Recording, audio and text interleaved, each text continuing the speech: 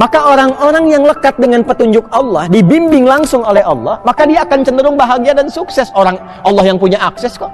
Yang punya rezeki siapa? Yang punya solusi siapa? Terus kenapa kita tidak dekati Allah? Jadi yang memaksimalkan 5 utama ini, maka yang terjadi adalah terdapat percepatan-percepatan menuju kebahagiaan dan kesuksesan. Siapa yang menunaikan sholat subuh berjamaah, kemudian dia duduk berzikir, tidak langsung pergi beranjak, lalu sampai awal duha tiba, saat bayangan 1 tombak itu, ya, dia sholat kemudian 2 rakaat, fakana, ya, alaihi kamitsli hajjin wa umratin. Maka itu nilainya seperti haji dan umrah, sempurna.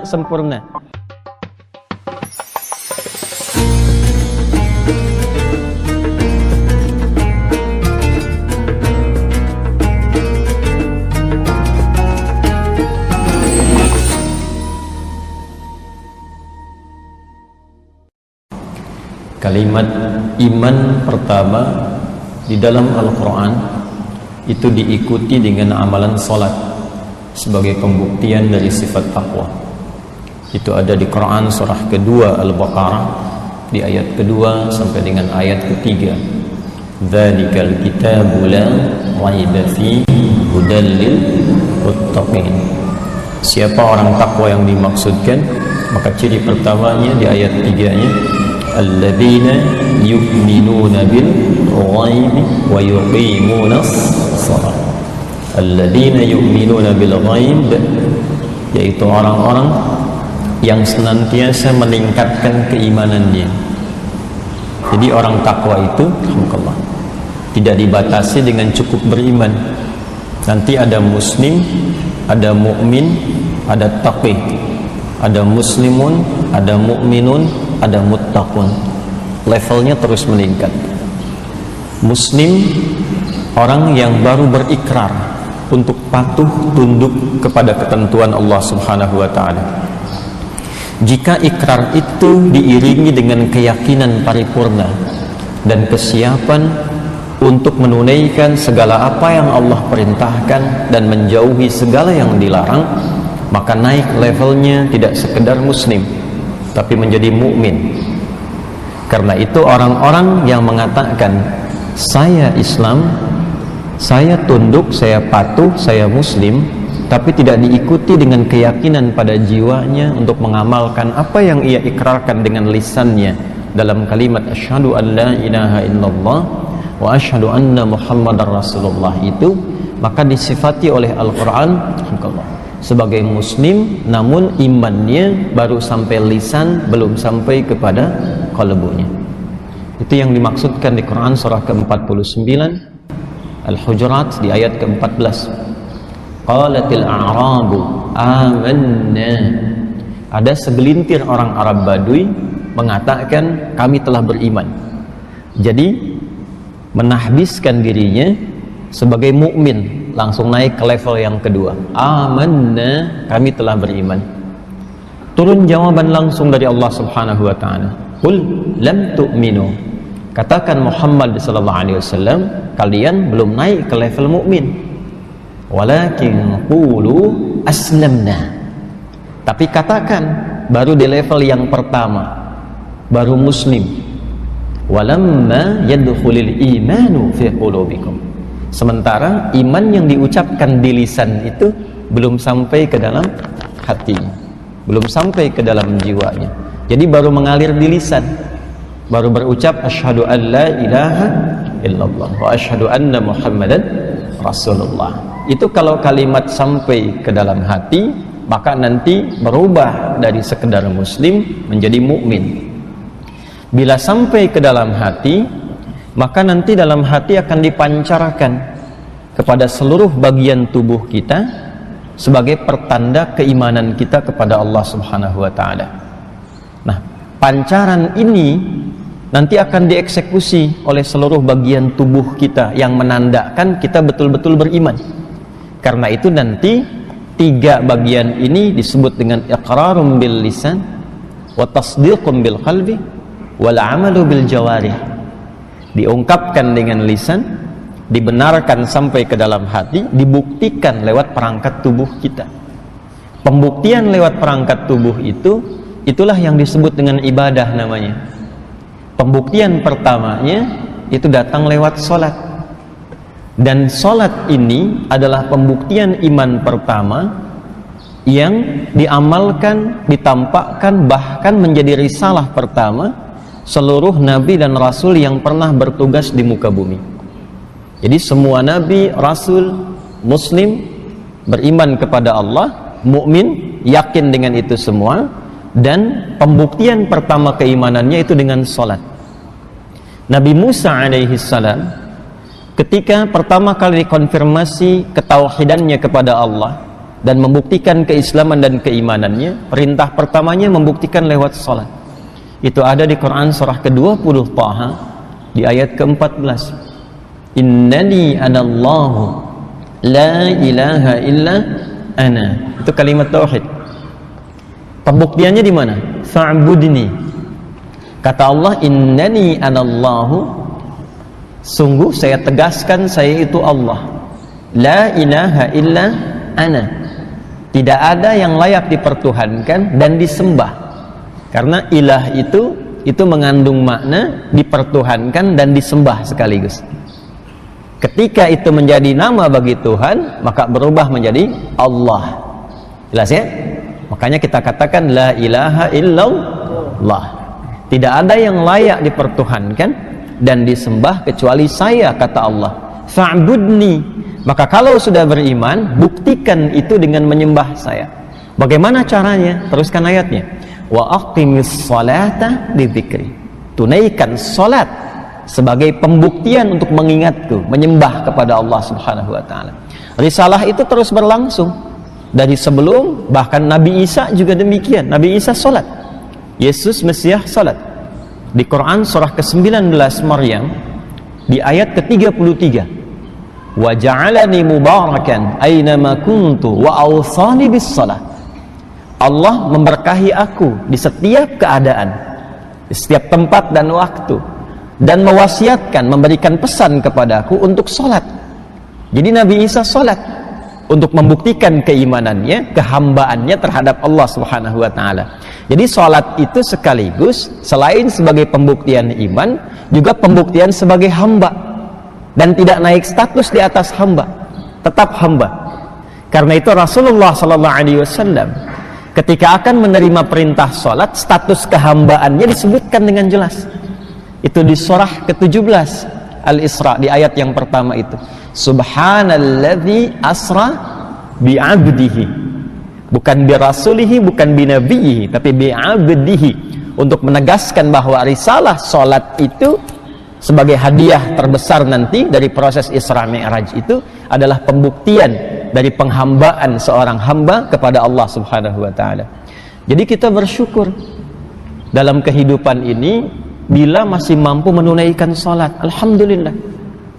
Artinya komitmen keyakinan kita, keberimanan kita kepada Allah Subhanahu wa taala kita telah wujudkan, dan perwujudan pertama kali itu melalui sholat. Sekaligus ibadah sholat yang ditunaikan itu semakin sering ditunaikan, itu mengonfirmasi peningkatan-peningkatan iman. Rumus dalam Al-Quran pertama kali, kalau imannya ingin terus ditingkatkan, maka sholatnya diperbanyak. Sholatnya diperbanyak. Karena itu nanti di Al-Baqarah ayat 3 itu kalimat imannya menggunakan fi'il mudhari dan bentuknya jama'. Alladzina yu'minuna. Alladzina disebutkan 1080 kali dalam Al-Quran. Itu menunjuk makna umum yang luas. Jadi bisa mencakup laki-laki, perempuan, tua, muda, besar, kecil, dan melampaui sekat-sekat sosial. Jadi siapapun. Jadi tawaran untuk beriman itu untuk semua hamba. Itu buktinya rahman Allah. Semua diberi kesempatan untuk beriman. Hanya persoalannya tawaran itu mau diambil atau tidak, itu problemnya. Jadi Allah memberi kesempatan pada setiap hamba itu untuk beriman.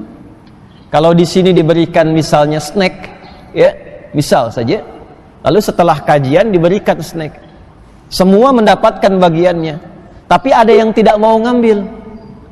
Begitu tidak diambil, sampai depan dia lapar. Saking laparnya kemudian pingsan. Pertanyaannya, yang salah panitianya atau jamaahnya? Jemaahnya, karena panitia sudah menawarkan, yang bersangkutan tidak mengambil. Jadi kalau ada yang tidak beriman, jangan salahkan Allahnya, karena konsep dasarnya semua diberikan kesempatan yang sama, cuma manusianya yang tidak mau ngambil. Fir'aun kan se-Fir'aun-Fir'aunnya, ngaku Tuhan, hobi bunuh orang, perbuatannya zalim, masih dikirimkan 2 orang nabi kan, Musa dan Harun, dan diperintahkan berdakwah dengan lembut. Itu se-Fir'aun-Fir'aunnya. Karena itu konsep pemberian hidayah itu terbuka untuk semua, tinggal kita mau ngambil atau tidak. Itu yang dimaksud di Quran surah ke-29 Al-Ankabut, itu di ayat yang terakhir itu, walladzina jahadu fina lanahdiyannahum subulana. Orang-orang yang serius mengambil hidayah yang telah kami tebarkan itu. Jadi pancaran hidayah itu seperti sinyal yang ditebarkan, tinggal kita mau mengambilnya atau tidak. Jadi kalau antum ingin cepat dapat hidayah itu, coba cepat cari tempat-tempat yang sinyalnya kuat mendapatkan itu. Anda kan kalau telepon sinyalnya lemah, langsung keluar cari sinyal kan, jalan sambil tunjuk-tunjuk, padahal yang telepon nggak ada di situ gitu. Ini sinyalnya nggak ada nih gitu kan, tapi Anda cari-cari supaya sinyalnya penuh lagi. Itu Allah tebarkan sinyalnya, ada di majlis ilmu, di majlis, di masjid, di ta'lim, ya kan? Nah, itulah sinyalnya. Kalau kita mau mendekat ke situ, maka lanahdiyannahum subulana. Kami akan tunjukkan, kata Allah, dan dibimbing untuk mendapatkan jalan-jalan kemuliaan menuju Allah Subhanahu wa taala. Dan alhamdulillah, salat berjamaah itu di antara jalan-jalan untuk mendapatkan hidayah Allah. Dan itu sangat mahal. Biasanya di antara sekian surah-surah yang dibacakan oleh imam itu bukan sekedar permohonan yang ditujukan kepada Allah, tapi umumnya mewakili pesan-pesan penting yang menjadi kebutuhan seluruh jamaah yang menunaikan salat. Kadang-kadang unik Pak Ibu, kita itu para imam kadang menyiapkan surat tertentu untuk dibaca, tapi ketika salat itu bisa berubah. Bisa demikian itu. Ya, tadi dibacakan Quran surah ke-25 Al-Furqan tadi. Tadi itu dari ayat 68 sampai ayat 75. Surah ke-25 ayat 68 sampai dengan 75. Saya singkat saja pesan kuat yang penting di ayat tadi itu. Utamanya di ayat 70 dan 75-nya. Utamanya ya, di ayat 70 dan 75-nya. Jadi ini tawaran langsung dari Allah Subhanahu wa taala, tidak ada di antara kita yang sempurna. Idealnya semua menjadi ibadur rahman, hamba-hamba Allah yang penyayang, sikapnya yang lembut, yang baik, yang toleran dalam konteks kebaikan. Tapi kadang ada yang terperosok dalam keburukan. Lisan salah tutur, telinga salah dengar, mata salah tatap, bahkan ada yang melakukan dosa-dosa yang besar, tapi selalu diberi kesempatan oleh Allah untuk kembali.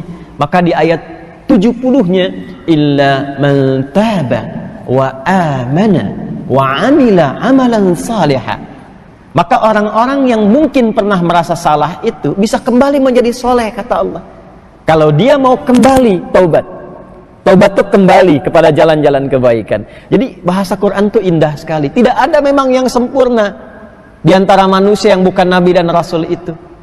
Ya. Tapi kemuliaan manusia itu, hamba yang salah itu terletak kepada keinginan kuatnya untuk selalu berusaha menjadi soleh. Jadi yang dituntut dari kita itu usahanya. Karena itu saya sering berkata, Allah itu sangat mencintai seorang pelaku maksiat yang gemar bertaubat dibandingkan dengan orang soleh yang tidak pernah merasa salah. Ya. Jadi kalau kita mau kembali, itu disukai oleh Allah. Taubat dan tinggalkan perbuatan-perbuatan buruk itu. Lalu kuatkan imannya, isi dengan amal soleh. Apa ciri orang yang telah berhasil menjadi soleh itu? Maka diteruskan ayatnya, ya, faulaika yubaddilullahu anhum sayyi'atihim hasanat. Ini ciri yang penting Pak Ibu. Orang kalau sudah taubat itu, kata Allah, ciri diterima taubatnya, maka berganti perbuatan salah yang sebelumnya dilakukan dengan perbuatan soleh yang konsisten dikerjakan. Jadi kalau kita bertaubat dari dosa mata, misal melihat yang salah nih, seringkali terdorong untuk melihat gambar yang tidak baik, lalu taubat. Maka ciri diterima taubatnya itu, yang salah ini berganti menjadi soleh, tidak ingin lagi melihat gambar yang tidak baik, tontonan yang tidak bagus. Dari situ beralih kepada yang baik-baik. Maka kalau ini konsisten dikerjakan, Allahu Akbar, ayat 75-nya, ulaika yujzaunal ghurfata bima sabaru. Maka orang-orang ini menggunakan bentuk jamak nih Pak. Ya, kalau jamak itu pekerjaannya tidak sendirian. Jadi kalau di keluarga ini, orang tua ngajak anak-anaknya, suami dengan istri kompak. Jadi di rumah tontonan-tontonannya diganti menjadi yang lebih baik, bacaan-bacaannya diganti dengan yang lebih soleh. Dirumuskan di mana sekolahnya, di mana bekerjanya, di mana belajarnya. Itu kalau kompak seperti itu dan bersabar menjalaninya, bersabar. Kalimat pertamanya sabar. Itu Allah menyiapkan satu tempat khusus untuk keluarga ini di surga. Dan cara masuknya itu disambut. Disambut tahiyatan wa salama. Disambut kalau ditafsirnya di Quran surah 13, ditafsir di Quran surah Ar-Ra'd ayat 23 sampai 24, itu keluarga besar ini akan saling bergandengan masuk ke dalam surga dan disambut oleh para malaikat di setiap pintu-pintu surga. Jadi masuknya lewat surga Aden, kan 8 pintu surga itu. Ya, jadi masuk dia lewat surga Aden, nanti malaikat menyambut di setiap pintu-pintu surga. Dan luar biasanya dikonfirmasi di ayat ini, Quran surah ke-25 di ayat 75 itu dikonfirmasi nanti di Quran surah 13 ayat 23 dan 24 dengan kalimat yang sama tentang sabarnya. Ya, jannatu adnin yadkhulunaha wa man salaha min abaihim wa azwajihim wa dhurriyyatihim wal malaikatu yadkhuluna alaihim min kulli bab salamun alaikum bima sabartum fa ni'ma uqbad dar. Maka orang-orang ini, kata Allah, ini langsung dari Al-Quran. Saya selalu mengatakan, posisikan Al-Quran itu bukan sekedar kitab bacaan, tapi surat-surat bimbingan yang Allah langsung berikan kepada kita. Jadi kalau baca Quran itu, rasakan itu untuk kita. Posisikan diri kita itu sebagai penerima perintah. Bukankah dari Al-Fatihah sampai An-Nas itu disebut dengan surah? Ya kan? Bapak Ibu, saya sering katakan begini. Kalau terpisah dengan anak misalnya, sedang sekolah pesantren, 3 tahun tidak bertemu, tiba-tiba dapat surat dari anak, senang tidak? Senang ya? Kita dapat surat dari orang tua yang nggak pernah berjumpa dulu selama berapa masa, senang ya? Sekarang Allah kirim surat kepada kita, 114 surat yang belum tampak dalam pandangan kita, yang selalu memberikan rahmat, perhatian, ampunan, pemaafan. Kirim surat, 114 surat lewat manusia utama yang terpilih, Sayyidina Muhammad SAW, sampai ke kita. Maka kata para ulama, surat itu posisikan untuk kita isinya, disampaikan lewat Rasulullah, dicontohkan cara membaca dan mengamalkannya, tujuannya sampai ke kita. Jadi kalau baca Quran itu rasakan ayatnya untuk kita. Jannatu adnin yadkhulunaha. Itu beda ketika hanya sekedar membaca dengan merasakan bahwa firman ini untuk kita. Kata Allah, hei kamu ini, aku sudah siapkan surga. Ini untuk keluarga kamu. Tapi kamu harus bersiap untuk memasukinya. Ini amalannya. Bila dikerjakan amalan-amalan itu, kata Allah, ini anaknya bisa menggandeng bapak ibunya, bisa menggandeng pasangannya, keluarga besar, masuk ke dalam surga. Yang paling menarik, wal malaikatu yadkhuluna alaihim min kulli bab. Malaikat datang menyelamati dari setiap pintu surga, masuk memberikan selamat. Apa kalimat pertama yang diucapkan malaikat? Ternyata bukan karena hebat amalnya, bukan karena banyak salatnya, bukan karena banyak hafalan Qurannya, bukan karena banyak infaknya. Salamun alaikum bima sabartum. Tapi karena banyak sabarnya. Ternyata sabar itu mahal, Pak, Bu. Sabar, Bu, ya, kalau mendidik anak-anak menjadi soleh, sabar. Karena di situ ternyata kunci untuk mendapatkan rahmat Allah itu. Sabar, ikhwan. bapak yang sedang mencari nafkah dengan cara yang halal, sabar. Karena ternyata setiap gerak langkahnya itu pahalanya ada di situ. Dan peluh keringat, capek, lelah, itu ternyata yang punya nilai di hadapan Allah. Itu kalimat pertama malaikat itu sabarnya. Bukan karena selamat mendapatkan penghasilannya, bukan karena selamat karena anaknya di wisuda hafal Qur'annya, bukan. Yang indah itu sabarnya. Karena itu kenikmatan wisuda, khatmul Quran itu, hafalan Quran itu ternyata bukan karena hasilnya selesai menghafal, bukan. Karena tahapan-tahapan yang dilalui dengan kesabaran itu telah tuntas dilewati. Makanya kenapa banyak penghafal Quran ketika di wisuda itu banyak terharu dan menangis itu, karena merasakan perjuangan saat mulai menghafalnya. Itu poinnya. Nah, ini yang kita dapatkan di subuh ini. Saya kira kalau kita berusaha untuk membaca Quran pelan-pelan dengan terjemahan, ya setiap harilah diusahakan walaupun cuma 1 ayat. Nanti ketika kita sholat dan mendengar imam membacakan ayat apapun, itu rasanya akan berbeda. Karena ada petunjuk-petunjuk berkehidupan yang selalu selaras dengan apa yang kita jalani dalam aktivitas harian kita. Jelas sampai di sini? Itu muqaddimah pertemuan kita subuh kali ini. Jadi saya tidak menginginkan kita sholat tapi tidak memahami yang kita dapatkan dalam sholat kita. Kurang lebih yang dibacakan imam demikian tadi maknanya. Sekarang pembahasan pentingnya bagaimana kita mengondisikan diri kita supaya mendapati anugerah-anugerah yang setidaknya garis besarnya telah disampaikan dalam bacaan sholat subuh tadi. Itu adalah materi pembuka yang akan kita tampilkan di kesempatan subuh kali ini. Karena taklim kali ini insya Allah taklim pembuka ya. Ya, formalnya kan baru dimulai bulan depan ya, insya Allah. Jadi ini pembukaan Al-Bidayah insya Allah. Ibnu Katsir rahimahullah punya kitab Al-Bidayah wan Nihayah. Jilid pertamanya ada muqaddimah, 21 jilid. Jadi ini jilid pembuka ya. Mudah-mudahan nanti ada episode-episode ke depan yang kita bisa meneruskan kitabul adabul alim wal muta'allim, dan mudah-mudahan Allah ridha dengan kita semua insyaallah. Bismillahirrahmanirrahim. Ada 4 golongan manusia. Saya ulangi. Ada 4 golongan manusia yang diisyaratkan di dalam Al-Quran di pembuka surah Al-Baqarah, tepatnya dari ayat yang pertama sampai ayat ke-20. 4 golongan ini adalah realitas sosial yang akan kita temukan, kita jumpai dalam beraktivitas dimanapun di muka bumi ini dalam rangka menunaikan tugas dari Allah Subhanahu wa ta'ala sebelum kembali kepadanya. Jadi nanti bergaul dimanapun, karakternya tidak akan lepas dari yang 4 ini.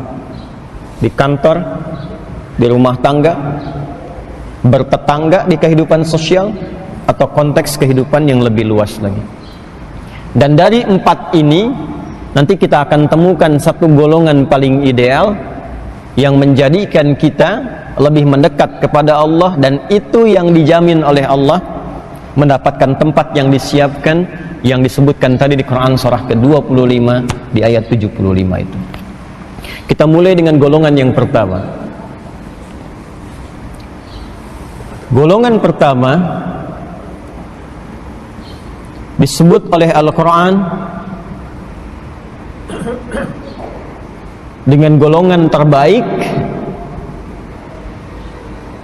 yaitu insan bertakwa.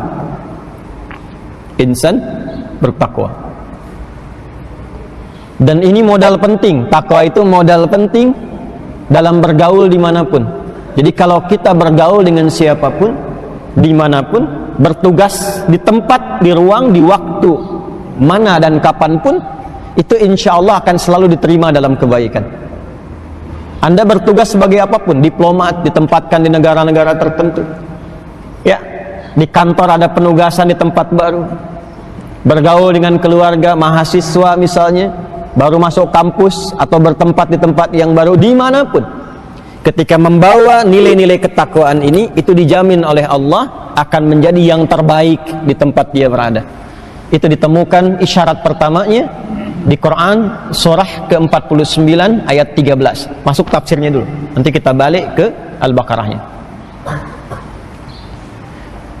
Quran surah ke-49 Al-Hujurat ayat 13. A'udzubillahi minasyaitonirrajim. Bismillahirrahmanirrahim. Ya ayyuhan nas. Hei semua manusia tanpa kecuali. Ingat ya. Manusia itu pernah saya sampaikan setidaknya disebut dengan 5 nama dalam Al-Quran. Setidaknya ada 5 nama pokok. Nanti lain waktu kalau ingin lebih detail kita ngaji di kesempatan berbeda. Ada disebut dengan bashar. Bashar 35 kali disebutkan dalam Al-Quran. Secara singkat kalau disebutkan bashar, ini menunjuk kepada sisi fisiknya, tampilannya yang halus, kulitnya yang beda dengan binatang, beda dengan jin, beda dengan malaikat. Dan ini nama pertama yang diperkenalkan oleh Allah kepada malaikat dan jin di Quran surah ke-15 Al-Hijr ayat ke-28 sampai 29-nya. Wa idh qala rabbuka lil malaikati inni khaliqum bashara min salsalim min hama'in masnun. Ya, jadi bashar itu nama pertama yang diperkenalkan untuk membedakan bahwa materi penciptaan manusia ini beda dengan jin dan malaikat. Karena itu di ayat 27-nya jin disebutkan dulu. Wal janna khalaqnahu min qablu min naris samum. Jadi malaikat diciptakan dari cahaya, jin diciptakan dari api yang menyambar-nyambar naris samum. Manusia diciptakan bahannya beda. Ya. Min salsalim min hama'im masnun, dari bahan yang terbuat dari materi berbeda dari jin dan malaikat. Dan nanti tampilan pokok ini disebut dengan bashar dan punya bawaan nafsu. Karena itu kalau kita keluarkan ayat-ayat bashar itu sekaligus mengkaji ayat-ayat tentang bagaimana mengendalikan nafsu. Jelas ya? Ini secara singkatnya demikian. Ada ins. Ins ini sering dipasangkan dengan jin. 18 kali disebutkan dalam Al-Quran pasangan ini. Ya, ya ma'syaral jinni wal ins, wa ma khalaqtul jinna wal ins. Nah, jin dengan ins ini itu berlawanan.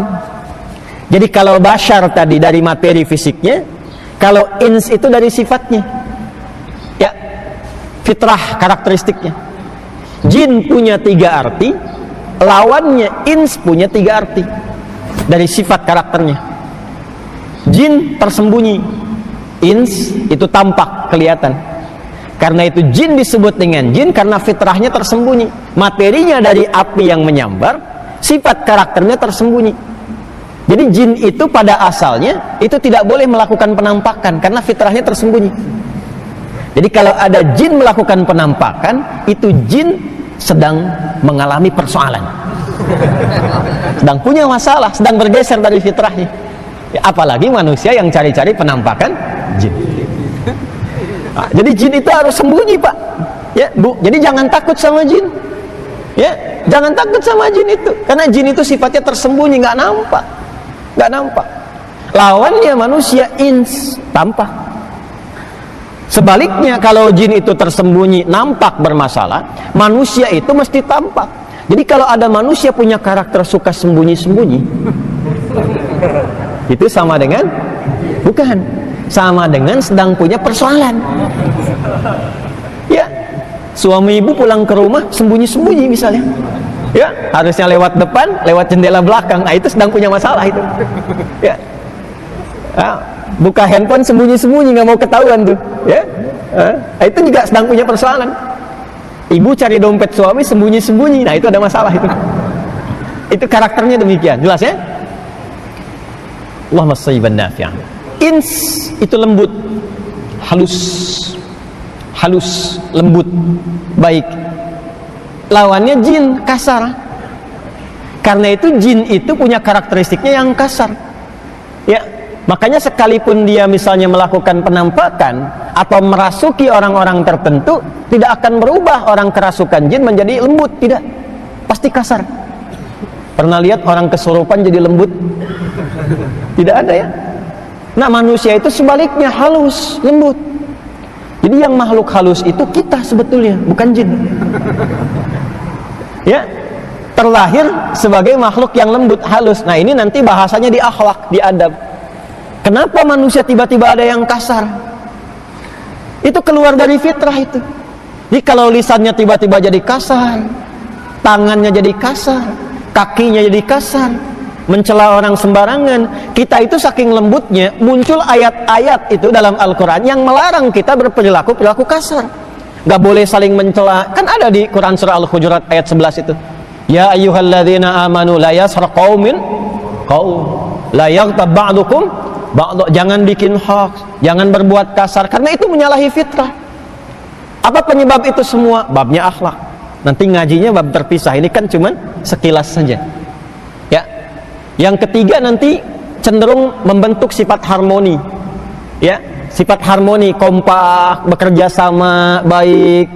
Karena itu nanti jamak dari kata ins itu menjadi nas. Disebutkan 241 kali dalam Al-Quran. Aktivitasnya disebut dengan insan, 65 kali disebutkan dalam Al-Quran. Dari bangun tidur sampai tidur lagi.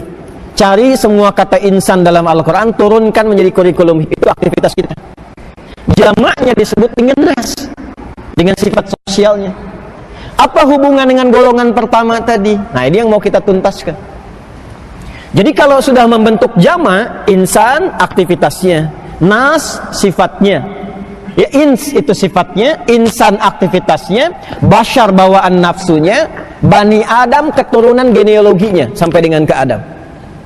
Sifat sosialnya, dimanapun insan ini beraktivitas, baik itu di rumah berkeluarga, di kantor, di kehidupan sosial, maka berubah menjadi nas namanya. Maka di Al-Hujurat ayat 13, panggilannya bukan ins, bukan bashar, bukan insan, bukan bani Adam, tapi ya ayyuhan nas. Kalau sudah nas, itu artinya mencakup makna ins, mencakup makna insan, sekaligus terkandung sifat bashar di dalamnya, dan terbawa genealoginya sampai Nabi Adam alaihissalam.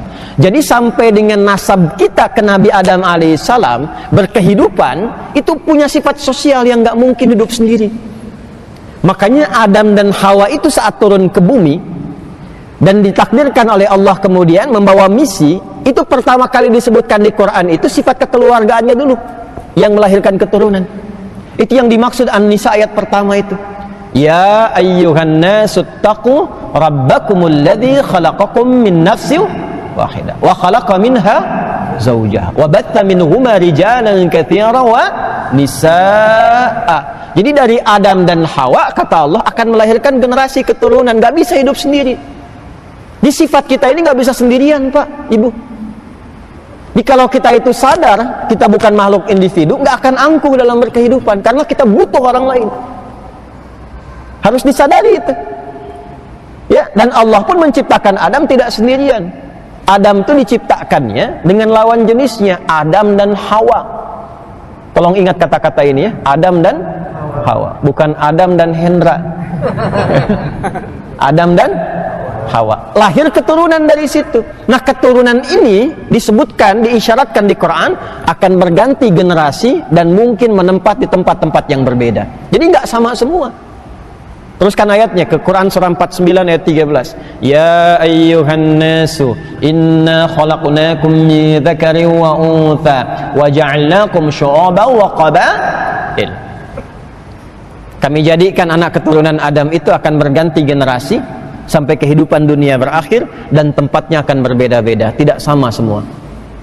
Ini yang datang ke ta'lim ini pun kan nggak semua dari Bekasi kan? Ya? Yang paling jauh dari mana? Oh, ada yang paling jauh di sini dari mana? Bandung. Jauh sekali itu. Ada yang dari Bandung. Sumatera ada? Ya? Tuh, ini mungkin asalnya nggak akan sama semua. Ada yang dari Sumatera, ada yang dari Kalimantan, dari macam-macam, bermukim di sini. Bahkan sukunya bisa tidak sama. Wa qabail. Menariknya apa? Teruskan ayatnya. Lita'arafu. Desain kehidupan ini supaya bekerja sama, membangun harmoni, kompak, menyukseskan misi kita di bumi. Nah, cara membangun misi ini supaya sukses belum selesai ayatnya.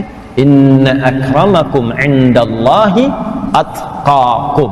Ini poinnya yang ingin saya dapatkan. Inna akramakum indallahi atqakum. Inna akramakum indallahi atqakum. Inna akramakum indallahi atqakum. Inna akramakum indallahi atqakum. Inna akramakum indallahi atqakum. Inna akramakum indallahi atqakum. Inna akramakum indallahi atqakum. Ini poinnya yang ingin saya dapatkan. Setiap orang yang beraktivitas di bumi, kata Allah, berinteraksi dengan siapapun, maka yang paling mulia, yang paling hebat, yang paling ideal di antara mereka adalah orang yang paling mampu memaksimalkan takwanya. Jadi kalau Bapak Ibu ingin bergaul dimanapun, ingin sukses, ingin baik, maka yang pertama, tingkatkan dulu kualitas diri kita itu menjadi bagian golongan pertama ini, menjadi bagian dari golongan orang takwa. Ini sudah desain Allah ini. Ya, ingat ya. Setiap pencipta itu sifat dasarnya, logikanya akan tahu dengan apa yang diciptakan. Orang yang buat handphone kan tahu dengan isi handphone kan? Allah yang menciptakan kita maha tahu tentang kehidupan kita. Jadi bukan hanya tentang diri kita, tentang kehidupan kita semuanya.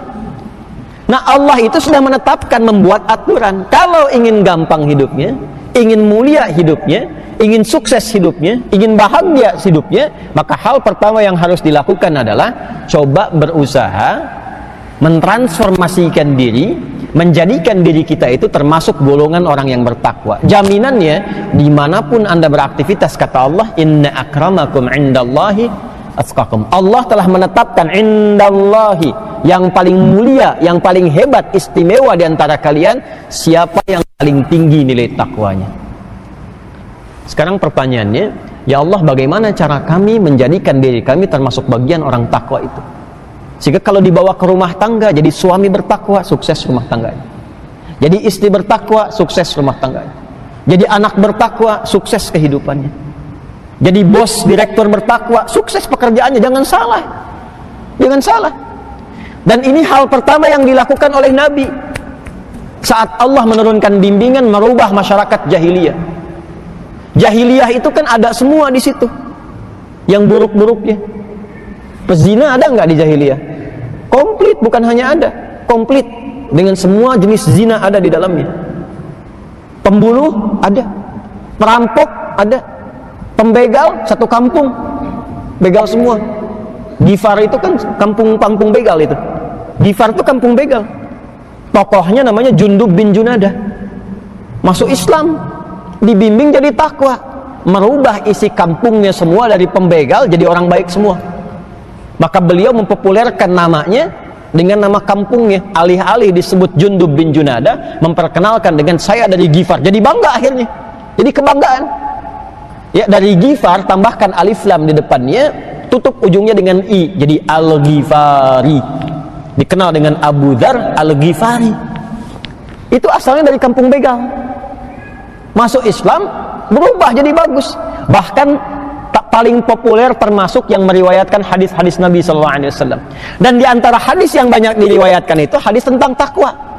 Biasanya beliau berduet dengan Mu'adz bin Jabal. Coba cek di Al-Arba'in itu, yang karya Imam An-Nawawi itu ya, 42 hadis. Hadis nomor 18 coba dilihat tuh. An Jundub bin Junadah wa Mu'adz bin Jabal radhiyallahu taala anhuma qala Rasulullah sallallahu alaihi wasallam, ittaqillaha haitsuma kunta wa atbi sayyi'atal hasanata tamhuha. Itu yang meriwayatkan mantan begal. Itu hadis takwa yang dibawa itu merubah kepribadian. Siapa yang enggak kenal Umar bin Khattab, Amr bin As, Khalid bin Walid? Itu semua berubah. Dan kalau kita teliti, setiap karakteristik sahabat Nabi itu punya kekhususan sendiri, nggak sama semua. Kita bisa katakan Utsman pebisnis, Abdurrahman bin Auf pebisnis, Abu Bakar juga demikian, As-Siddiq radhiyallahu taala anhum jami'an. Tapi setiap orang ini punya ciri khas yang berbeda, nggak sama semua, nggak sama. Dan memang ternyata bab bisnis pun dalam hadis Kitabul Buyu' itu ragamnya bisa banyak, Pak. Jadi kalau kita mau detail dikeluarkan itu, ada banyak fikihnya bisa keluar gitu. Ya, ada jadi broker misalnya, penyalur. Abdurrahman bin Auf itu kan asalnya broker tuh, penyalur kambing. Ya, itu ada fikihnya nanti. Utsman bin Affan, investasi di properti, ada itu. Maka sekarang pun boleh jadi ada yang bisnis properti ya. Bisa jadi itu. Tuh propertinya Utsman itu sampai 15 abad sekarang asetnya masih ada dan punya nilai di hadapan Allah. Kan terkenal itu, beli properti kebun kan? Sama sumur yang dibebaskan itu sampai sekarang masih ada. Ayo, pebisnis properti mana itu? Asetnya masih bisa berkembang nggak nilai aktifanya itu sampai kemudian wafat di hadapan Allah itu? Itu ada contohnya.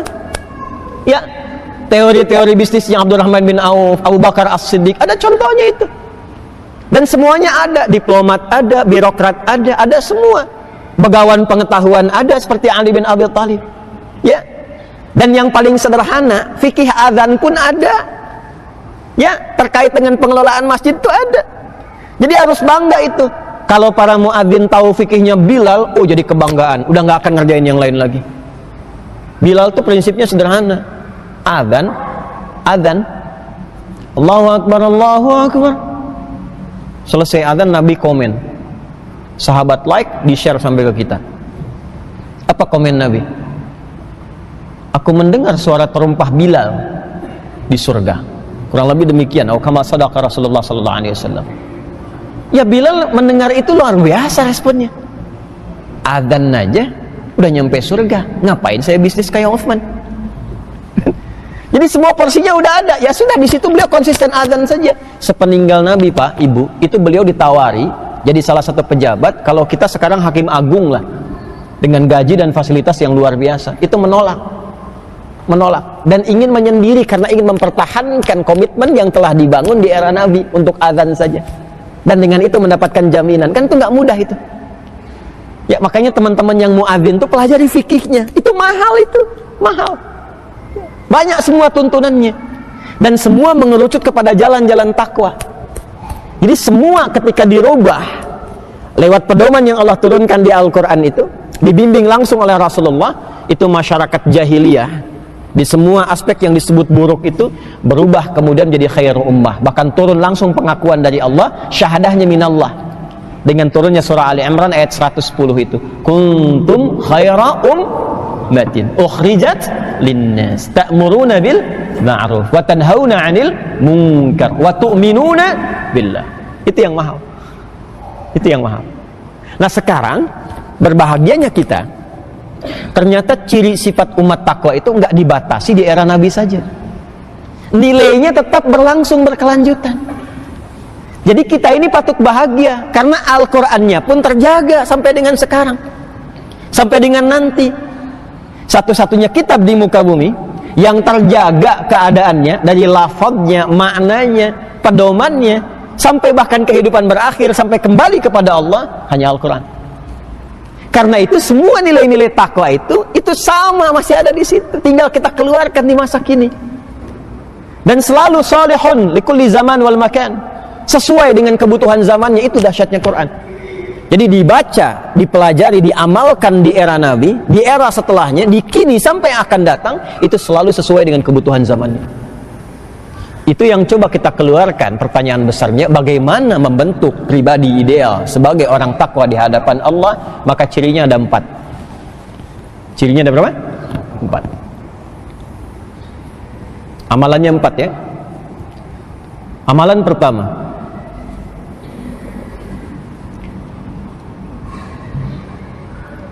sholat. Kita tulis dulu aja ya. Sholat. 2, infak. Jadi pertama amalan ritual, sholat.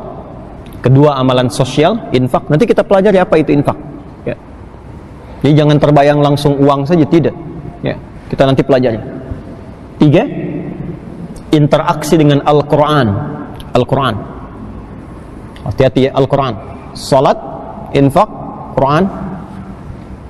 3, memiliki visi akhirat. Memiliki visi akhirat. Wabil akhirati hum yuqinun. Sudah? 4 ini ya. Dan keempat ini harus punya pondasi. Kalau pondasinya nggak kuat, bangunannya bisa runtuh. Pondasi utamanya pondasi iman. Jadi kalau kita gabungkan 4 tambah 1 berapa? 5 ya. Pondasinya pondasi iman. Orang yang mampu mengoptimalkan 5 pokok ini, maka langsung dijamin oleh Allah di ayat yang kelima. Ulaika ala hudam mir rabbihim wa ulaika humul muflihun. Orang-orang ini itu akan langsung dibimbing, dinaungi oleh bimbingan Allah di setiap keadaan dia beraktivitas. Pakai ala ya, bukan fauqa. Ini Pak, ini saya bawa kitab nih. Ini dulu di antara ulama fikih yang sangat terkenal nih, Profesor Dr. Wahbah Az-Zuhaili. Ini orang Arab menyebutnya As-Suyutil Mu'asir, Imam Suyuti kontemporer, telah meninggal. Ya, ini Masya Allah, saya mengambil juga pelajaran manfaat dari beliau dari sisi fikihnya waktu beliau ke Tripoli. Ini ada tafsir yang beliau tuliskan, Tafsirul Munir. Ini contoh saja. Ini Pak, ini kitab, buku, ini meja. Fokus ya. Bukunya ada di mana? Di atas meja ya. Ini saya simpan begini. Bukunya ada di mana? Di atas meja. Oh, di bawah di sini. Ya. Ini di atas meja, ini di atas meja. Nah, di bahasa Arab itu punya detil. Ada detilnya. Kalau begini, ini di atas juga nih.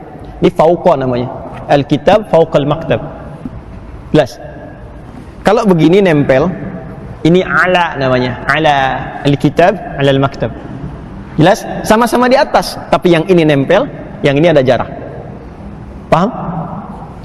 Ulaika ala hudam mir rabbihim. Ada orang-orang yang nempel terus dengan petunjuk Allah.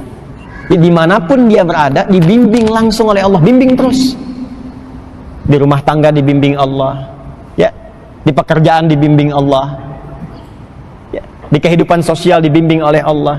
Anda dekat dengan pimpinan, dibimbing oleh pimpinan, aksesnya mudah kan? Ya kan? Di kantor ada pimpinan, dibimbing, diarahkan, semua akses itu bisa bisa didapatkan. Dan mudah aktivitasnya. Ini ada hamba dibimbing Allah, apa yang sulit bagi Allah? Karena itu kehidupan orang ini itu selalu lekat dengan kebahagiaan. Tenang aja, tenang, sukses terus. Orang-orang yang menggenggam kebahagiaan, ketenangan itu bahasa Arabnya disebut dengan muflihun. Dari kata aflaha, aflaha itu menggenggam falah.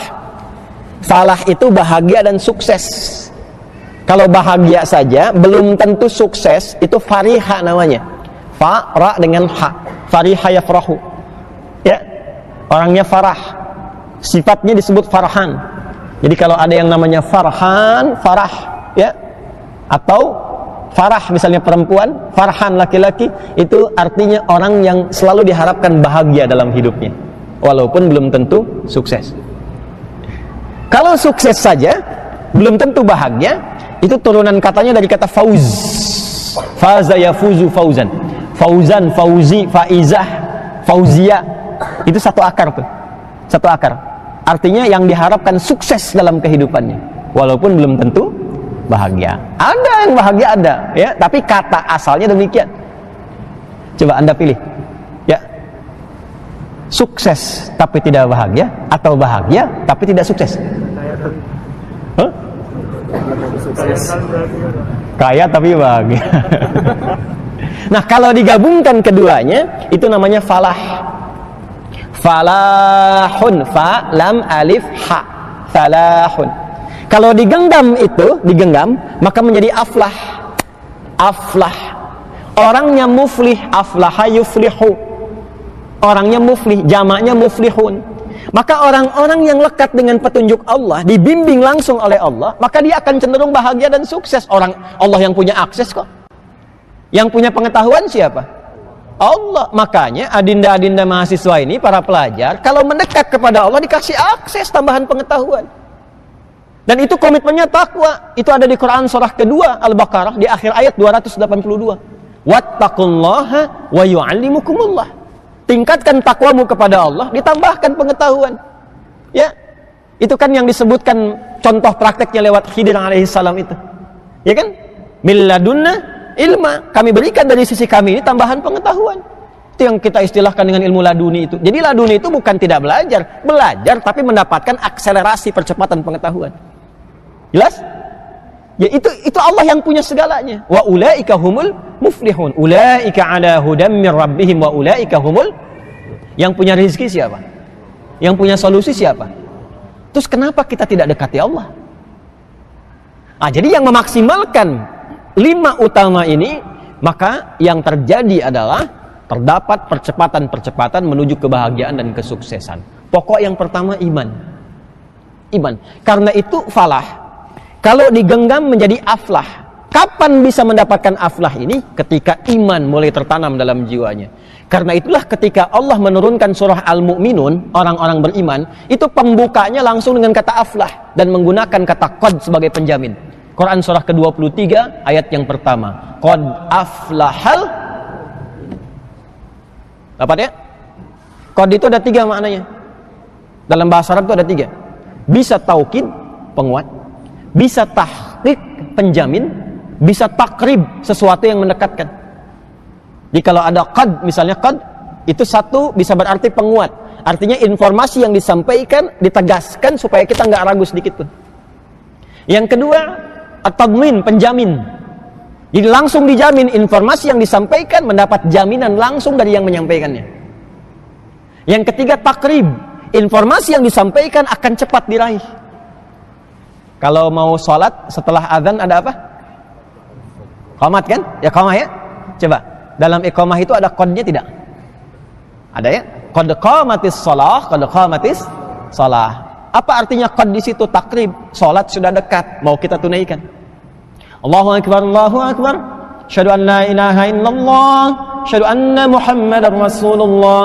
Hayya 'alas shalah, hayya 'alal falah. Qad qamatis shalah. Salat sudah dekat, siap ditunaikan. Salat sudah dekat, cepat siap-siap. Itu qad di situ. Nah, di Quran surah 23 ayat 1 itu 3 makna ini menyatu semua. Qad aflahal mu'minun. Kata Allah, saya tegaskan ya, saya jamin ya, orang-orang yang beriman itu akan cenderung dekat kepada kebahagiaan dan kesuksesan. Jaminannya dari Allah. Kapan itu didapatkan? Bagaimana caranya? Balik ke konsep awal. Al-Baqarah ayat 2-5-nya itu. Karena itu kalau ingin meraih itu dasarnya iman. Bagaimana iman yang supaya bisa mendapatkan kemudahan, kenyamanan, kebahagiaan, kesuksesan itu? Maka ternyata bukan sekedar beriman, tapi imannya terus di-upgrade, terus dikelola, dinaikkan. Jangan dicukupkan dengan berkata begini, saya beriman. Itu butuh pembuktian. Jadi semua yang bersumber dalam hati itu butuh pembuktian. Butuh pembuktian. Di hati itu kan gak kelihatan. Dari mana taunya itu benar dalam hati? Maka dibuktikan. Semua yang dari hati teorinya begitu. Cinta itu kan di hati kan? Ya kan? Dari mata turun ke hati. Itu laki-laki. Perempuan dari telinga turun ke hati. Ya kan? Pembuktian cinta itu lewat nikah. Maka lewat akad dibuktikan adanya cinta di dalam hati. Bukan lewat hubungan yang tidak jelas. Itu bukan pembuktian cinta. Cinta itu bersih. Ya, sebagaimana dari hati itu keluar sesuatu yang bersih dari takwa. Maka pembuktiannya lewat nikah, lewat yang halal. Ya. Makanya saya selalu katakan kalau ada akhwat, ibu punya anak perempuan, ada laki-laki mengatakan kepadanya, aku mencintaimu, jangan percaya. Ya, langsung jawab, buktikan cintamu dengan menuliskan nama kita di buku pernikahan kita berdua. Ya. Bikin status tuh ya. Ya.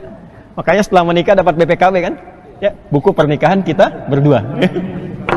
Nah, iman itu puncak tertinggi dalam hati, butuh pembuktian. Dan harus dikelola, dimanage. Gak bisa dengan mengatakan saya beriman, tidak. Nah, kalau kita ingin jadikan kata ini bentuknya berubah dengan bentuk yang terus terjaga, berkesinambungan, maka dalam bahasa Arab kata kerjanya harus dirubah ke dalam bentuk fi'il mudhari'. Fi'il mudhari'. Cirinya gampang. Setiap ditemukan anita di awal kata kerja itu pasti mudhari. Anita itu hamzah, nun, ya, dan ta. Hamzah, nun, ya, dan ta. Ibu Anita, ibu hamzah, ibu nun, ibu ya, dan ibu ta. Ada hamzahnya, ada nunnya, ada ya-nya, ada ta-nya. Kalau ingin bentuk jama', tambahkan un di ujungnya. Depannya Anita, ujungnya un. Amana itu bentuk dasar.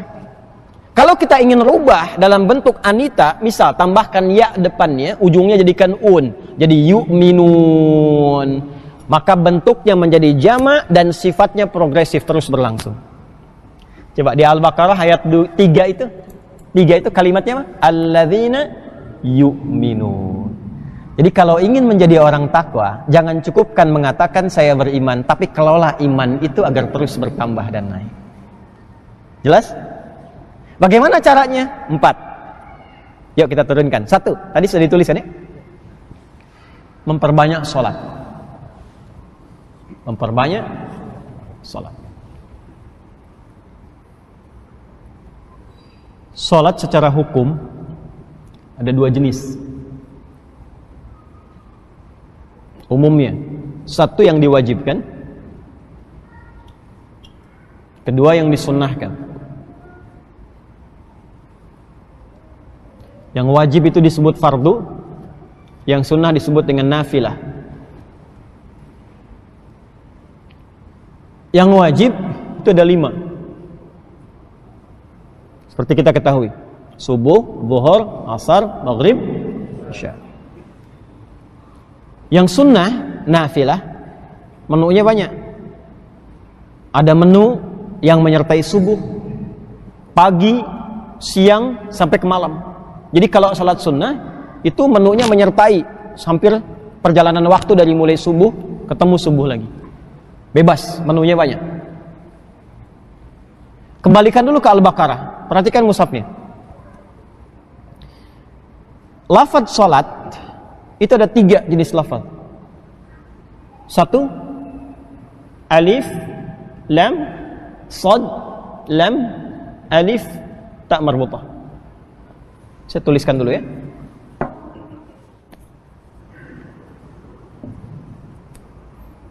Saya tuliskan supaya mudah untuk diketahui. Bentuk pertama itu begini. Bismillah. 1 ini begini. Alif, lam, sad, lam, alif, tak marbutah. Begini. Yang kedua begini. Alif, lam, sad, lam, waw, alif, tak maftuhah. Yang ketiga begini. Alif, lam, sad, lam, waw, alif tegak, fathah tegak, tak marbutah. Gini. Kalau yang pertama begini, ini artinya sekali sholat. 1 kali sholat. Jelas?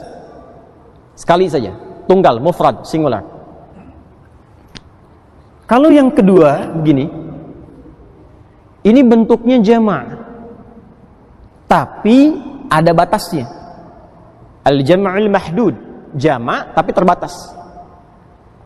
Karena itu bentuk yang kedua yang seperti ini, kalau tersebut di dalam Al-Quran, yang bermakna ibadah sholat, itu maknanya sholat fardu, yang wajib itu.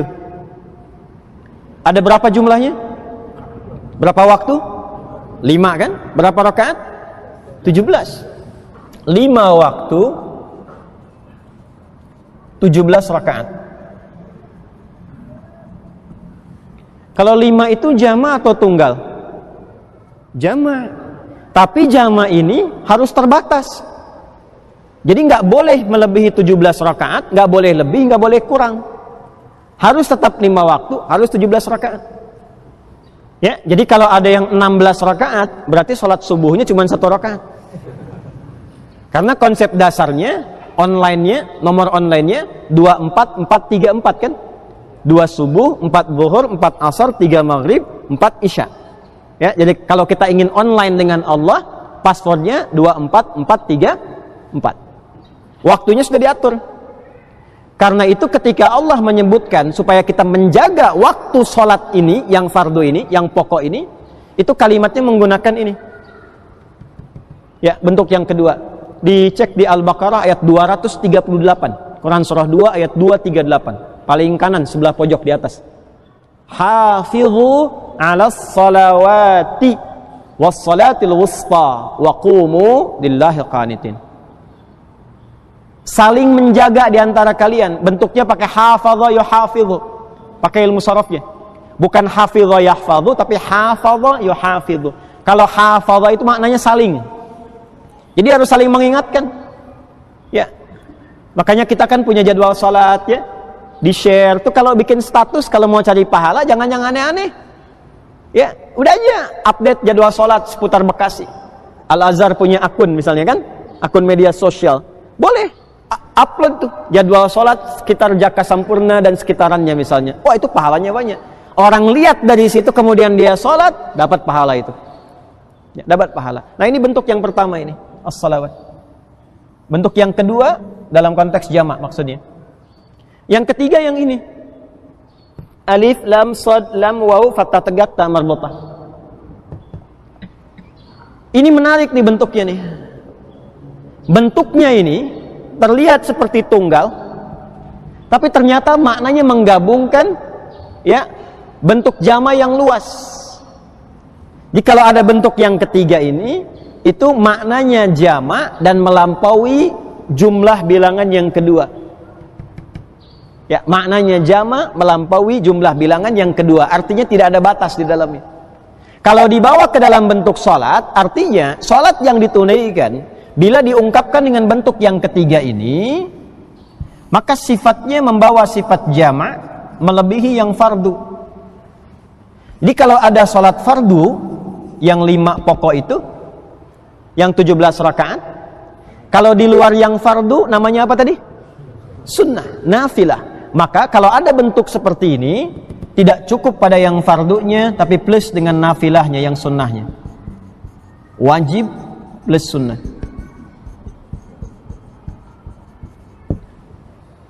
Oh.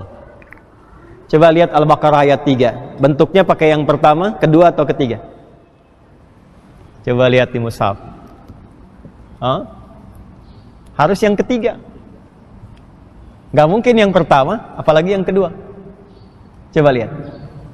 Alladzina yu'minuna bil ghaib wa yuqimunas shalah. Coba lihat. Salat di situ bentuknya yang ketiga kan? Alif, lam, shad, lam, waw, fathah tegak, ta marbutah. Jadi kalau ingin menjadi takwa, takwa itu kan golongan spesial. Ya kan? Kalau hanya mengerjakan yang fardu, yang enggak spesial pun sama semua. Martabak itu disebut spesial kalau ada tambahan di bahan-bahannya kan. Kalau cuma martabaknya nggak spesial. Kalau telurnya naik jadi 3, 4, 5 telur, 10 telur plus daging, itu baru spesial.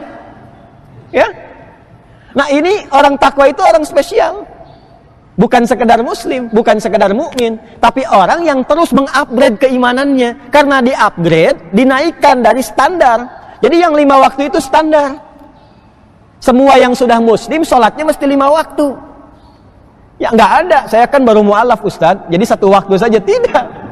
Sama aja baru masuk Islam dengan setelah berislam, terus berislam, itu tetap 5 waktu yang fardu. Tapi kalau ingin naikkan standar itu menjadi takwa, maka tambah dengan yang sunnahnya. Tambah dengan nafilahnya. Nah, tinggal kewajiban kita itu menurunkan menu-menunya.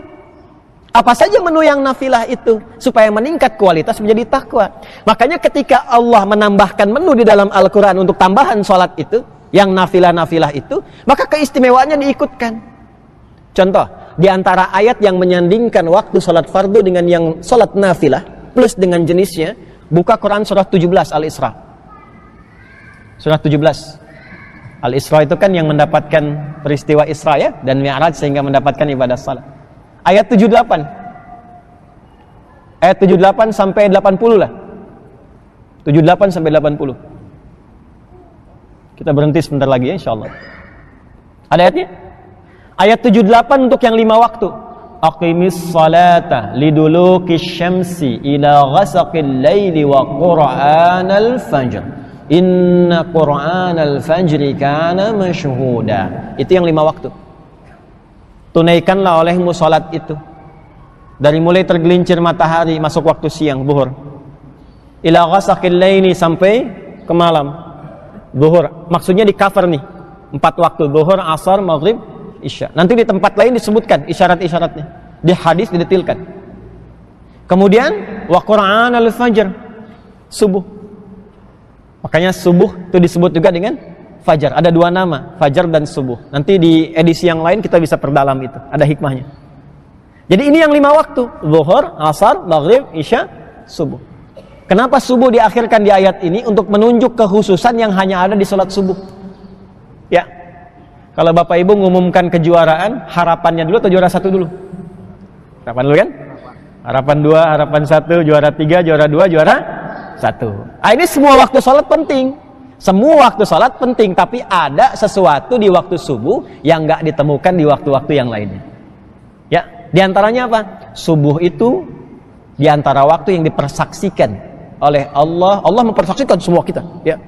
Tapi yang spesial juga diantaranya adalah dan seluruh malaikat ikut menyertai, ikut mendoakan dan seterusnya. Itu subuh. Makanya banyak ulama mengejar bahkan sebelum subuh. Jadi ada tipikal Pak, insan beriman di Quran, ciri orang takwa, itu yang dijamin nanti di surganya di taman surga. Jadi kalau bahasa Qurannya itu kita turunkan, maknanya ada orang ahli surga yang berkehidupan di bumi. Ya, ada calon penghuni surga yang beraktivitas di bumi. Apa diantaranya? Dia mengejar keutamaan subuh, bahkan bangun sebelum subuh untuk bisa beristighfar sebelum subuh. Itu ada di Quran surah ke-51 ayat 18. Wabil asharihum yastaghfirun. Dan menjelang waktu subuh dia banyak beristighfar. Saking mengejar keutamaan ini. Ini yang 5 waktu. Lalu tambah dengan nafilah. Contohnya apa? Ayat 79-nya. Wa minal laili fatahajjad. Dan kalau kamu ingin tambahkan, kata Allah, naikkan levelnya. Di antara sebagian malam itu nggak harus semua, sebagian malam tunaikan tahajud. Di tahajud itu termasuk ciri orang takwa. Jadi kalau kita ingin naikkan levelnya dari mukmin menjadi muttaqin, coba naikkan, tambah nafilah. Di antaranya apa? Tahajud. Makanya Nabi ketika mengatakan, saya orang paling takwa di antara kalian, ciri ketakwaannya nampak pada tahajudnya. Itu yang coba ingin diikuti oleh para sahabat itu. Ya, sampai berkonsultasi pada Sayyidah Aisyah. Kan viral ya hadisnya di Al-Bukhari itu. Datang beberapa sahabat kepada Sayyidah Aisyah bertanya, "Kaifa kanat salatun Nabi sallallahu alaihi wasallam?" Bagaimana salat malamnya Nabi sallallahu alaihi wasallam? Jawaban pertama, "La tas'al an husnihinna wa tulihinna." Jangan ditanya bagaimana panjang dan bagusnya. Itu kalimat ini ketika didengar penasaran, diikuti di belakangnya. Nabi salat, makmum di belakang. Maka ternyata rakaat pertama itu 100 ayat Al-Baqarah. Rakaat pertama. Dikira akan ruku, ternyata belum, lanjut. Al-Baqarah 286, satu surah. Begitu selesai dikira ruku, lanjut Ali Imran 200 ayat. Dikira ruku, lanjut An-Nisa 176 ayat. 5 juz 4 halaman. 5 juz 4 halaman rakaat pertama baru ruku. Rakaat pertamanya. Besoknya nggak ikutan lagi. Besoknya nggak ikutan lagi. Itu semakin tinggi semakin naik, semakin tinggi semakin naik. Karena itu orang-orang yang meningkat takwanya, contoh dia tahajud tadi, dia mau tahajud nih, maka Allah berikan akses yang berbeda dengan orang-orang yang hanya sholat yang standar tadi. Sholat standar pun dapat kita manfaatnya, tapi ketika tambah tahajud, aksesnya lebih luas lagi. Karena itu langsung disebutkan. Jadi ketika menunaikan tahajud dapat tambahan 4 lagi. Teruskan ayatnya. Wa minal laili fatahajjad bihi nafilatan laka asa. 1. Asa ayyab'atsaka rabbuka maqaman mahmuda. 1. 2. Wa qur rabbi adkhilni mudkhala sidqin. 3. Wa akhrijni mukhraja sidqin. 4. Waj'alni min ladunka sultanan nasira. Karirnya dibimbing oleh Allah, ditempatkan di tempat yang terbaik dunia akhiratnya. Yang kedua, dibimbing setiap mengawali aktivitas supaya tidak menempuh dengan cara yang haram. Ta'aruf, mau nikah caranya halal, mau kerja nggak usah nyogok, nggak usah macam-macam, dibimbing dan dijaga kondisi hatinya. Ketika punya masalah diberikan jalan keluar, ketika diganggu dilindungi langsung oleh Allah. Itu tahajud, Pak. Makanya saya agak rewel tuh ya, terutama yang ikhwan, yang laki-laki ya. Kalau bisa sedapat mungkin, walaupun cuma 2 rakaat, witir 1 rakaat, jangan tinggalkan. Sedapat mungkin, walaupun hanya sunnah hukumnya, tapi mahal itu. Maka naikkan levelnya. Boleh sekarang keluarkan. Ya, salat sunnah rawatib 12 rakaat itu keluarkan. Kalau nggak bisa 12, minimal 10. Ya, 2 sebelum subuh, 4 sebelum zuhur. Kalau tak mampu 4, ambil hadis yang Ibnu Umar, yang 2. 2 setelah zuhur, 2 setelah maghrib, 2 setelah Aisyah. Hadis tentang salat-salat mutlak. Salat di antara 2 adzan, adzan iqamah. Salat duha. Duha itu ada 3 jenis. Salat syuruk, nanti saya berhenti supaya Bapak Ibu juga bisa salat syuruk. Ya, tenang aja, nanti kita bagi waktunya. Syuruk itu awal duha. Syuruk itu awal duha. Jumlah bilangannya 2 rakaat. Apa manfaat yang didapatkan? Itu nilainya seperti haji dan umrah. Tapi bukan berarti sudah haji, sudah umrah. Saya habis taklim mau haji dan umrah. Tidak. Beda ya. Tapi keutamaan senilai haji dan umrah. Itu syuruk. Syaratnya ba'da subuh. Tapi tunggu dulu sampai lewat masyrik. Karena nggak boleh sholat tepat di atas terbitnya matahari. Tunggu ya. Bayangan 1 tabak, jeda. Kurang lebih lah 1 jam sampai 1 jam setengah setelah subuh. Ya, jadi kalau misalnya dari mulai 4:30 subuhnya ya kurang lebih jam 6 itu sudah mulai. Ya, nanti sampai ke pertengahan. Nah, tapi syaratnya nanti ada diam dulu, zikir dulu. Man shallal ghadata fil jama'ati. Ya kan?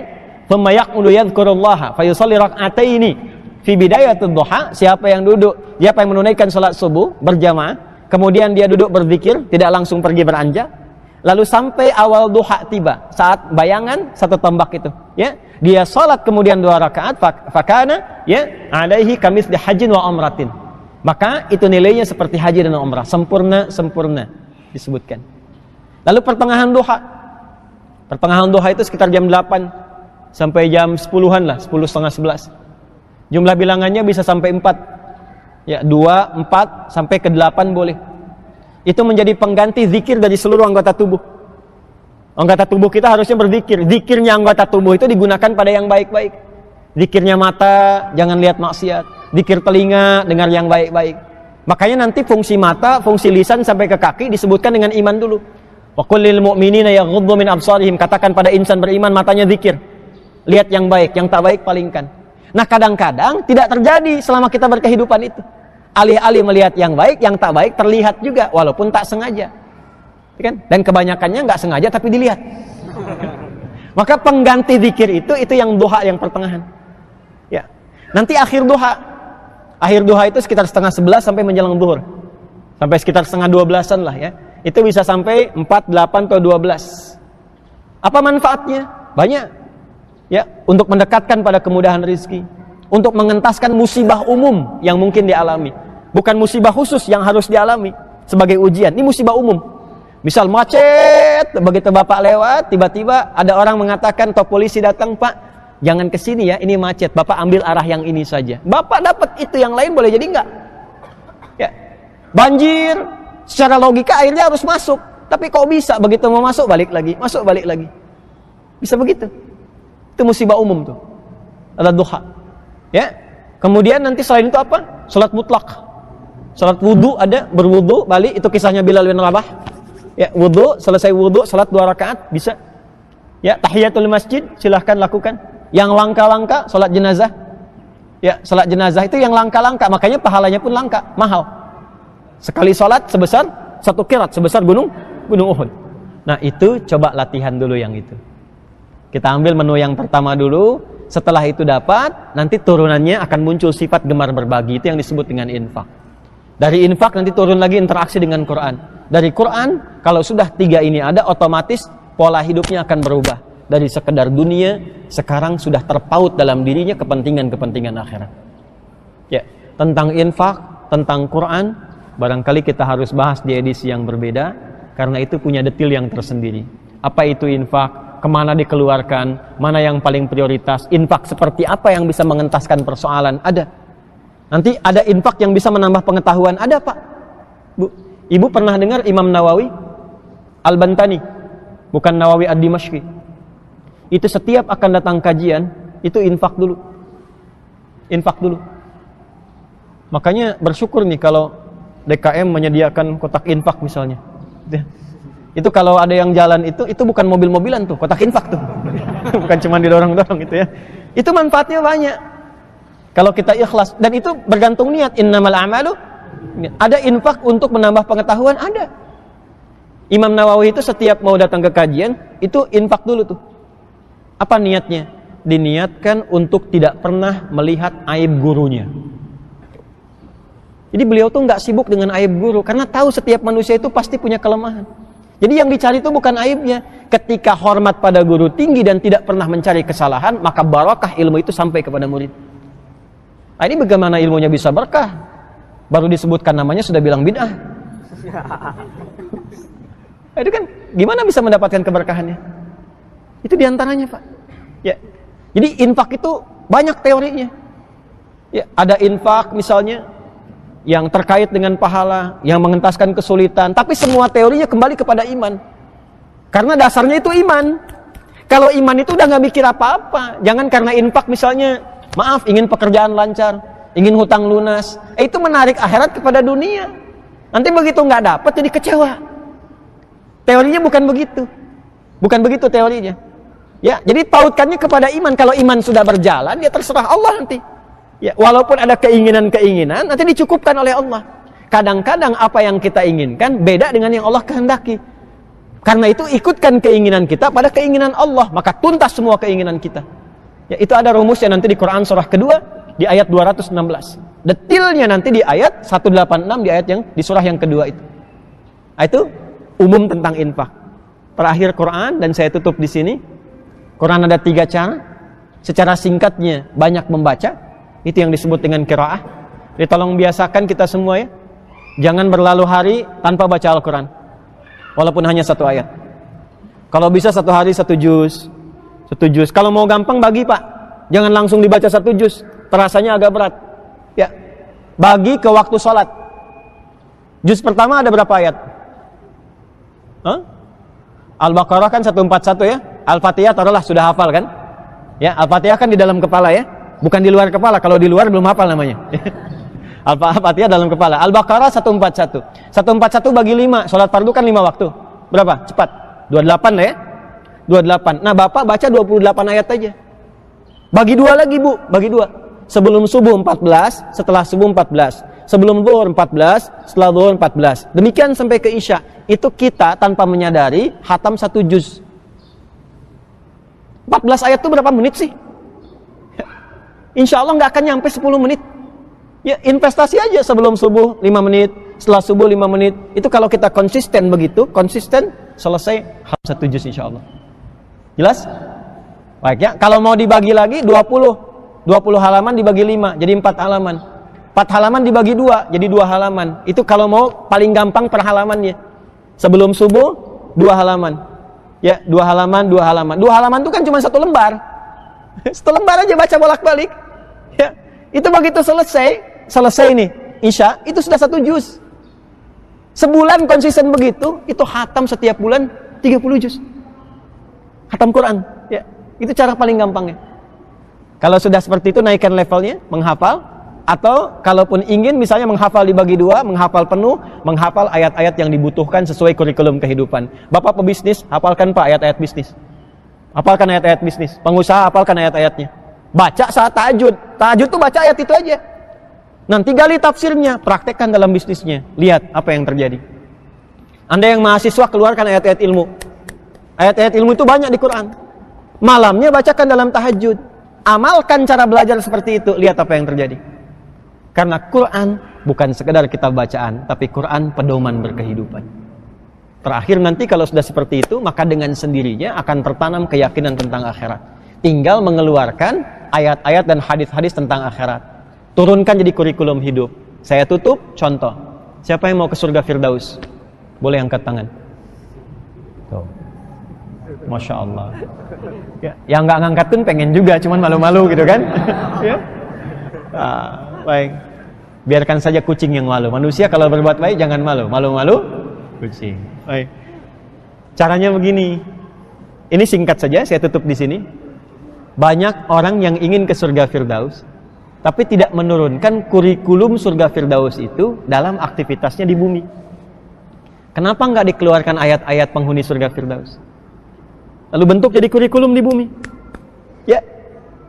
Contoh paling cepatnya Quran surah ke-23 Al-Mu'minun ayat 1 sampai 11. Keluarin aja Pak ayatnya. Qad aflahal mu'minun alladzina hum fi salatihim khashi'un walladzina 'anil lagwi mu'ridun walladzina hum lizakati sa'ilun. Jadi penghuni surga Firdaus itu punya kualifikasi, keluarkan aja itu. Lalu konsisten terapkan dalam berkehidupan. Di situ ada ayat tentang harta zakat. Zakat kan di mana bisa zakat kalau nggak ada uangnya?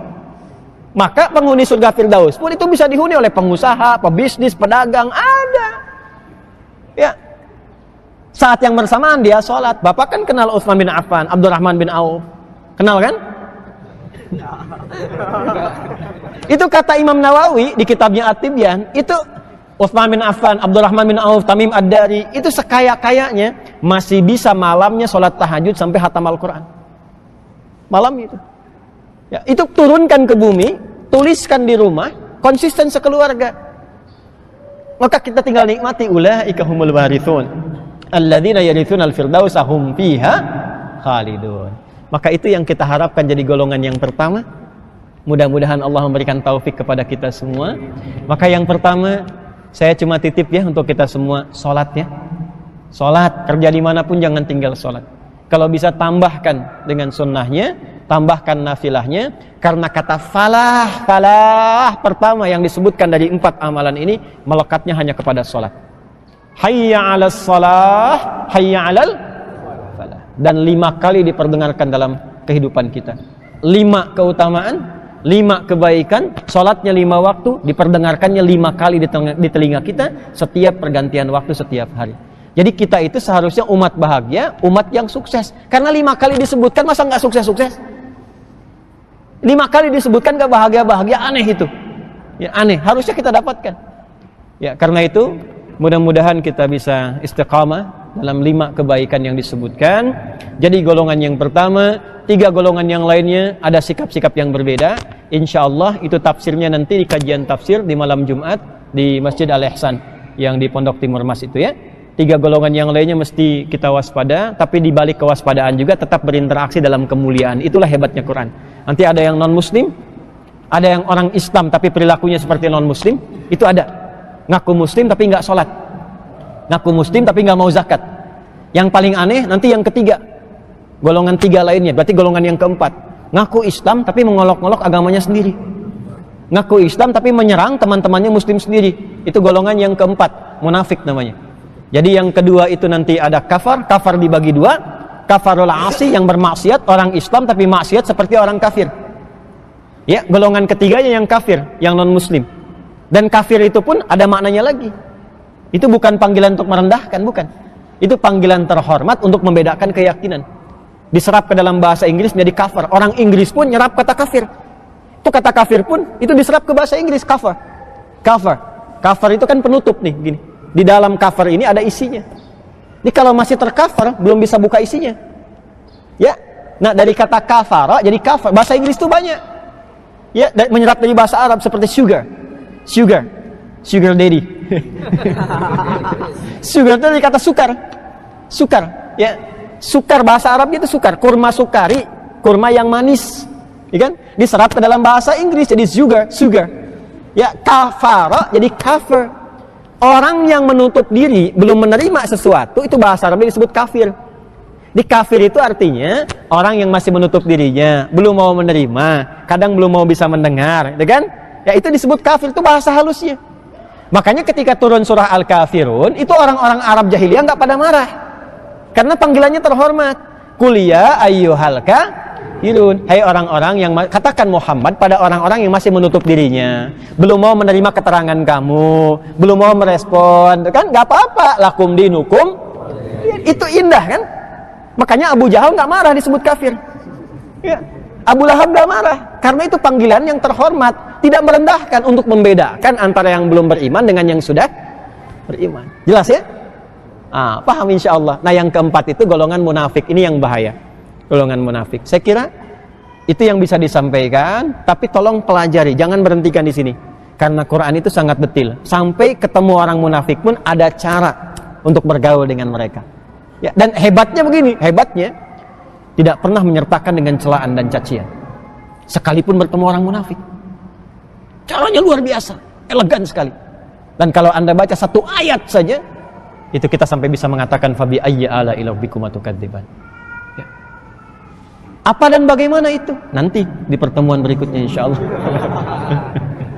Ya, An-Nisa ayat 140 nanti dikaji sendiri ya, insyaallah. Saya kira itu yang bisa disampaikan untuk pertemuan kali ini. Yang berikutnya di Al-Azhar kita kembali kepada kitab induk yang pokok, Adabul Alim wal Muta'allim. Saya kira dulu pernah dikopikan ya. Sudah 2 tahun masih ada kopiannya? Ya, kalau belum nanti nggak apa-apa, nanti saya coba kopikan kembali insyaallah. ya berapa yang kita kira-kira bisa kita kopikan sesuai materinya saja. Nanti sesuai materi setiap lembarnya Anda pegang. Saya menginginkan kalau saya baca Anda ikut baca juga, supaya ditandain nanti ya, tandain jadi tahu bacanya dan bisa diajarkan kembali kepada anak cucu di kemudian hari insyaallah. Demikian yang bisa disampaikan. Semoga Allah rahmati kita semua, memuliakan kita semua, menjauhkan dari berbagai mara bahaya, menyehatkan kita dan memberkahi setiap pertemuan kita insyaallah. Allahumma taqabbal minna innaka antas sami'ul 'alim wa tub 'alaina innaka antat tawwabur rahim. Nahmaduka hamdan syakirin hamdan na'imin hamdan yuwafi ni'amahu yukafi mazidah. يا ربنا لك الحمد ولك الشكر كما ينبغي لجلال وجهك الكريم ولعظيم سلطانك. اللهم صل وسلم وبارك على حبيبك الكريم رسولك المصطفى الأمين سيدنا محمد وعلى آله وصحبه أجمعين.